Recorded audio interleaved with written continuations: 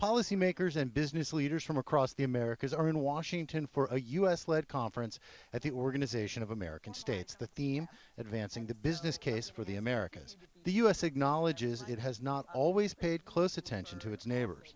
But here's what I want to make clear today on behalf of President Biden. The United States is fully committed to the success of the Western Hemisphere. In recent years, China has become an important source of growth in the region. China is now the top trade partner with South America and the second largest trade partner with Latin America after the U.S. And more than 20 countries in Latin America are participating in the Belt and Road Initiative. The relationship of Latin America with China is very strong. You know, there is trade channels. China is the first market of destiny for the exports of Chile and a few other countries. There is, of course, financing. There is building of infrastructure. China is building a lot of infrastructure projects in different countries, very key ones.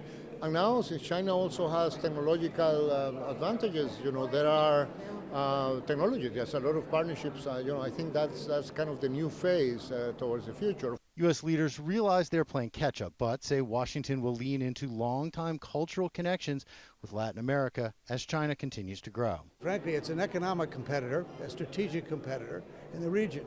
But if we start being smarter about this, again, given the cultural connections, the familial connections, the linguistic connections, the geographical connections, the democratic connections, get on the list, this is not that hard to do if we get moving. Some Latin American economies worry that geopolitical tensions will create hurdles to growth. Many of the policymakers here say smooth trade relations will be especially valuable as emerging technologies and climate solutions become key drivers of the global economy.